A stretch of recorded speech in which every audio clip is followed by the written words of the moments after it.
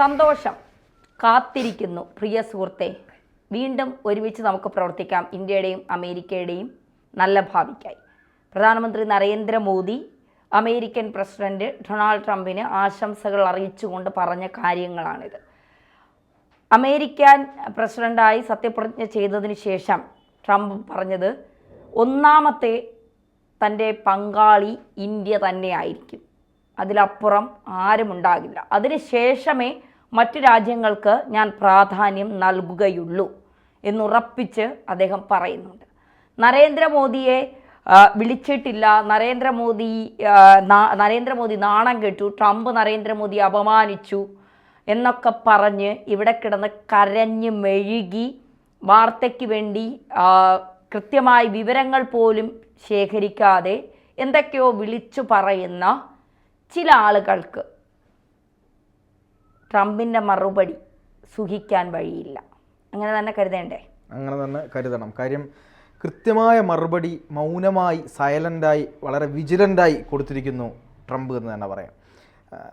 ട്രംപിൻ്റെ സത്യപ്രതിജ്ഞാ ചടങ്ങിൽ നരേന്ദ്രമോദി എത്താത്തതിനെ പറ്റി പല വിഷയത്തിലുള്ള അല്ലെങ്കിൽ പല രീതിയിലുള്ള ഗോസിപ്പുകളും അടിച്ചിറക്കാൻ ഇവിടെയുള്ള പല ആളുകളും ശ്രമിച്ചിരുന്നു. പക്ഷേ നരേന്ദ്രമോദി അദ്ദേഹത്തിൻ്റെ ചില പേഴ്സണൽ കാര്യങ്ങളുമായി ബന്ധപ്പെട്ട് ചില കാര്യങ്ങളൊക്കെ ബന്ധപ്പെട്ട് അദ്ദേഹത്തിന് എത്താൻ കഴിയില്ല എന്ന് അദ്ദേഹം പറഞ്ഞിട്ടുണ്ടായിരുന്നു, നേരത്തെ തന്നെ അറിയിച്ചിട്ടുണ്ട്. അത് അദ്ദേഹത്തിൻ്റെ ചില വ്യക്തിപരമായ ചില കാര്യങ്ങൾ കൊണ്ടാണ്, അതെന്തോ ആവട്ടെ. അപ്പം അതുമായി ബന്ധപ്പെട്ട് അവിടെ ട്രംപിൻ്റെ സത്യപ്രതിജ്ഞാ ചടങ്ങിൽ പങ്കെടുത്തത് വിദേശകാര്യമന്ത്രി എസ് ജയശങ്കറാണ്. അപ്പോൾ ജയശങ്കറിന് കിട്ടിയ ഇരിപ്പിടം തന്നെ എല്ലാ മാധ്യമങ്ങളിലും, അതായത് ലോക മാധ്യമങ്ങളിൽ തന്നെ വലിയ ചർച്ചയായിരുന്നു.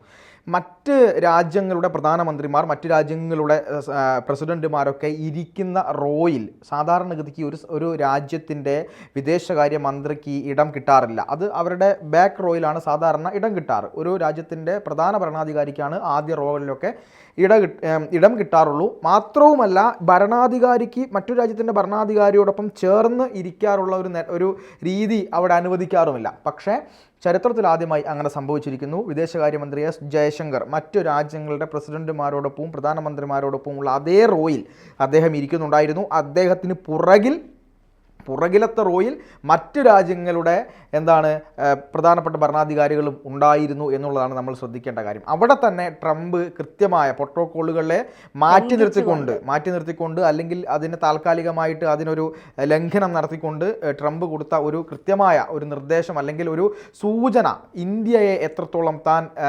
നരേന്ദ്രമോദിയെ, ഇന്ത്യൻ ഭരണകൂടത്തെയൊക്കെ താൻ എത്രത്തോളം സ്നേഹിക്കുന്നുണ്ട്, ഇഷ്ടപ്പെടുന്നുണ്ട് എന്നതിൻ്റെ സൂചന തന്നെയായിരുന്നു അത്.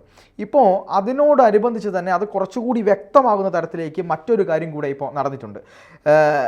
അമേരിക്കയുമായി ബന്ധപ്പെട്ട് ട്രംപ് ഭരണകൂടം അധികാരത്തിലേറിയതിന് ശേഷം അദ്ദേഹത്തിൻ്റെ അടുത്ത ആളുകളെല്ലാം തന്നെ, അതായത് സ്റ്റേറ്റ് സെക്രട്ടറി, അതുപോലെ തന്നെ വിദേശകാര്യ ഉപദേഷ്ടാവ്, ഇപ്പം നമ്മുടെ വിദേശകാര്യ ഉപദേഷ്ടാവ്, അതായത് സുരക്ഷാ ഉപദേഷ്ടാവ് എന്ന് പറയുന്നത് അജിത് ഡോവലാണ്. അജിത് ഡോവലിന് ഇന്ത്യയുടെ നമ്മുടെ സുരക്ഷയിൽ എത്രത്തോളം പ്രാധാന്യമുണ്ട് എന്നുള്ളത് നമുക്കറിയാമല്ലോ.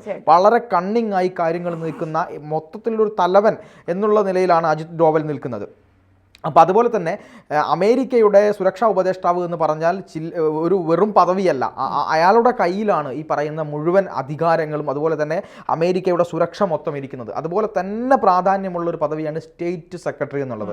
ഇവർ രണ്ടുപേരും ചേർന്നാണ് സുരക്ഷ, ഇൻ്റലിജൻസ്, ആഭ്യന്തരം, അതുപോലെ തന്നെ നയതന്ത്രം തുടങ്ങിയ കാര്യങ്ങളിലെല്ലാം പ്രധാന തീരുമാനങ്ങൾ എടുക്കുന്നത്. ഇതൊക്കെ ട്രംപിൻ്റെ ഏറ്റവും അടുത്ത അനുയായികളും ഇന്ത്യൻ വംശജരോ അല്ലെങ്കിൽ ഹിന്ദു വിശ്വാസികളോ ഒക്കെ ആയിട്ടുള്ള ആളുകളെ കൂടുതലായി തന്ത്രപ്രധാനമായ മേഖലകളിൽ ആര് വിന്യസിച്ചിട്ടുണ്ട്, ട്രംപ് നിയോഗിച്ചിട്ടുമുണ്ട്.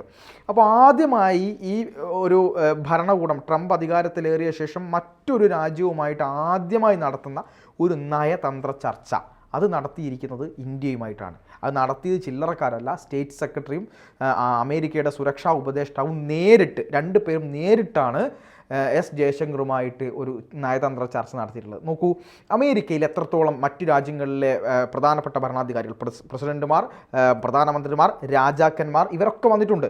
ഇവരാരുമായിട്ടും നയതന്ത്ര ചർച്ച ആദ്യഘട്ടത്തിൽ നടത്തിയില്ല. ബ്രിട്ടനുണ്ട്, റഷ്യയുണ്ട്, ചൈനയുണ്ട്, അതുപോലെ തന്നെ ഇസ്രായേലുണ്ട്, പ്രധാനപ്പെട്ട ഓസ്ട്രേലിയയും ജർമ്മനി ഉൾപ്പെടെയുള്ള പല യൂറോപ്യൻ രാജ്യങ്ങളുമുണ്ട്.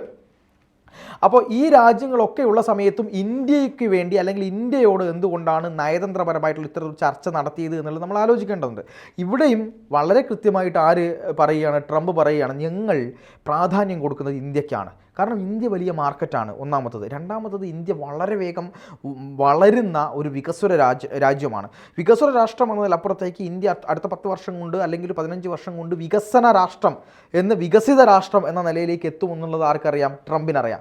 മാത്രമല്ല പ്രധാനമന്ത്രി നരേന്ദ്രമോദിയുടെ ഒരു ഇച്ഛാശക്തി എന്ന് പറയുന്നത് മറ്റു രാജ്യങ്ങളിലെ പ്രധാനമന്ത്രിമാരെക്കാൾ, രാഷ്ട്രപതിമാരെക്കാൾ അല്ലെങ്കിൽ അവിടുത്തെ ഭരണാധികാരികളെക്കാൾ കുറച്ചുകൂടി സ്ട്രോങ് ആയ, കുറച്ചുകൂടി തീരുമാനങ്ങൾ എടുക്കാൻ കഴിവുള്ള, ഒരു കാര്യത്തിൽ ഉറച്ച് അഭിപ്രായം പറയാൻ കഴിവുള്ള, നയതന്ത്രപരമായ കാര്യങ്ങളിൽ പോലും യുദ്ധത്തിൻ്റെ കാര്യങ്ങളിൽ പോലും ഉറച്ച തീരുമാനവും എടുക്കാനും മറുപടി പറയാനും കഴിവുള്ള ഒരു നേതാവായിട്ട്, ഒരു ലോക നേതാവായിട്ട് മോദി ഉയർന്നിരിക്കുന്നു എന്നുള്ളത് ട്രംപിന് കൃത്യമായി മനസ്സിലാവും. അതുപോലെ തന്നെ റഷ്യയുടെ പ്രസിഡൻ്റായിട്ടുള്ള വ്ളാദിമിർ പുടിൻ പറഞ്ഞത് 3 പ്രധാനപ്പെട്ട ലോക രാജ്യങ്ങളാണ് ഉള്ളത് എന്ന് നിങ്ങൾ പറയുമ്പോൾ 3 അല്ല 4 ഉണ്ട്, 4ാമത്തേത് ഇന്ത്യയാണ്, 4ാമത്തെ ലോക നേതാവ് മോദിയാണ് എന്ന് പറയുന്നുണ്ട്. അമേരിക്ക, അതുപോലെ തന്നെ റഷ്യ, ചൈന എന്നാണല്ലോ നമ്മൾ കരുതുക.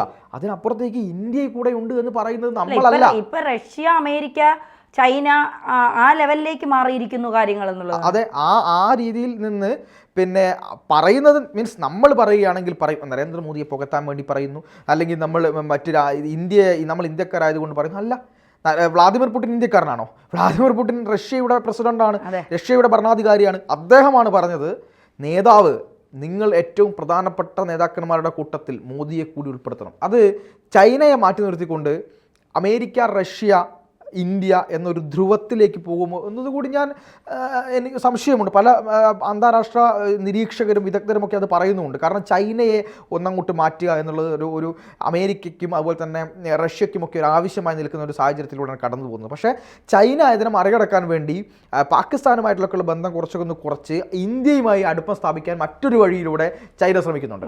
അപ്പോൾ എല്ലാവർക്കും ഇന്ത്യയെ വേണം. അതങ്ങനെ ആ രീതിയിലേക്ക് ഇന്ത്യ എത്തിയത് എന്താണ്? ഒറ്റ പേരാണ്, നരേന്ദ്ര ദാമോദർ ദാസ് മോദി. അതാണ് നമ്മൾ ആലോചിക്കേണ്ടത്. ഈ രീതിയിലേക്ക് ഇന്ത്യ എത്തി എന്നുള്ളതാണ്. കാരണം ഇത്രയധികം നേതാക്കന്മാർ, ഇത്രയധികം പ്രധാനമന്ത്രിമാർ, കോൺഗ്രസിൻ്റെ പ്രധാനമന്ത്രിമാർ ഇന്ത്യ ഭരിച്ചിരുന്നിട്ടും, ഇത്ര കാലമായിരുന്നിട്ടും ഇങ്ങനെയൊരു നയതന്ത്ര രീതിയിലേക്ക് വിജയം കൊണ്ടുചെന്ന് എത്തിക്കുവാൻ വേണ്ടി ഒരു നേതാവിനും കഴിഞ്ഞില്ല എന്നുള്ളത് നരേന്ദ്രമോദിക്കും അതുപോലെ തന്നെ BJPക്കും RSSനും ഇവിടുത്തെ ജനങ്ങൾക്കും പിന്നെ എല്ലാ രാഷ്ട്രീയ പാർട്ടികളിലെ ഇന്ത്യക്കാർക്കും അഭിമാനിക്കാവുന്ന കാര്യമാണ്, അല്ലേ? അപ്പോൾ അമേരിക്കയുമായി ബന്ധപ്പെട്ട് അമേരിക്ക കൃത്യമായ സൂചനകൾ നൽകുന്നുണ്ട്. അമേരിക്ക ആദ്യഘട്ടത്തിൽ എസ് ജയശങ്കറിനെ മുൻ റോയിലിരുത്തി സൂചന കൊടുത്തു. രണ്ടാമത്തത് ആദ്യമായി ഒരു രാജ്യത്തോട് നയതന്ത്ര ചർച്ച നടത്തി, അതും ഇന്ത്യയോട് നയതന്ത്ര ചർച്ച നടത്തിയിരിക്കുന്നു. ഇനി എന്താണ് ട്രംപിൻ്റെ ഇടപെടൽ എന്ന രീതിയിലുള്ള കാര്യങ്ങളാണ് നമ്മൾ കാണാൻ വേണ്ടി പോകുന്നത്. അതായത് ട്രംപുമായി ബന്ധപ്പെട്ട് ഇന്ത്യയിലെ ആളുകളെ അവിടെ നിന്ന് മാറ്റുമോ എന്നൊരു സംശയം ഉണ്ടായിരുന്നു. ഇന്ത്യക്കാരെ തിരിച്ചയക്കുമോ ട്രംപ്? ഇതൊക്കെയായിരുന്നു ചില മാധ്യമങ്ങളുടെ ഒരു സന്ദേഹം. ഇപ്പം അവർക്ക് അതാണ് താല്പര്യം. പിന്നെ എന്താണ് ഈ പറയില്ലേ, നമ്മൾ എന്താ പറയുക, നമ്മൾ ഒരു കെണി പറയുക എന്നൊക്കെ പറയില്ലേ, അത് കുത്തിത്തിരിപ്പ് കഴിഞ്ഞു. ഇനി അടുത്തതാണ്, ഇനി ഇന്ത്യക്കാരെ പറഞ്ഞയക്കുമോ ട്രംപ്? ഇന്ത്യക്കാരെ ട്രംപ് പറഞ്ഞയക്കാൻ തുനിഞ്ഞിട്ടുണ്ടെങ്കിൽ ഒരു രാജ്യത്തിൻ്റെ ഒരു പ്രധാനപ്പെട്ട ചില നയതന്ത്രപരമായ തീരുമാനങ്ങളൊക്കെ ഉണ്ടായിരിക്കും. അത് അങ്ങനെ തുനിഞ്ഞിട്ടുണ്ടെങ്കിൽ അത് പരിഹരിക്കാനും ഇവിടുത്തെ ഭരണകൂടത്തിന് അറിയാം എന്നുള്ളത് തന്നെയാണ് നമ്മൾ മനസ്സിലാക്കേണ്ടത്. തീർച്ചയായിട്ടും. എന്തായാലും ട്രംപും മോദിയും തമ്മിലുള്ള ബന്ധം അത് എത്രത്തോളം ശക്തമാണ് എന്നുള്ളത് ജയശങ്കറിൻ്റെ ആദ്യ സ്ഥാന ഇരിപ്പിടത്തിൽ നിന്ന് പിന്നീട് നയതന്ത്ര ചർച്ചകളിൽ ഇന്ത്യയെ ആദ്യം വിളിച്ച് നയതന്ത്ര ചർച്ച നടത്തിയതിലൂടെയും നമുക്ക് മനസ്സിലാക്കാൻ സാധിക്കും. ഇന്ത്യയിൽ നിന്ന് ഇന്ത്യയുടെ എല്ലാ ആനുകൂല്യങ്ങളും പറ്റി പിന്നീട് മറ്റ് പല രാജ്യങ്ങളിലും ചെന്നിരുന്ന് സ്വന്തം രാജ്യത്തെ തെറി പറയുന്ന, സ്വന്തം രാജ്യത്തിൻ്റെ ഭരണാധികാരികളെ തെറി പറയുന്ന ചില നാറികളോട് എന്ത് പറഞ്ഞിട്ടും കാര്യമില്ല. കാരണം വിവരമില്ലായ്മയും സംസ്കാരമില്ലായ്മയും ആർക്കും പഠിപ്പിക്കാൻ കഴിയില്ല. തീർച്ചയായും.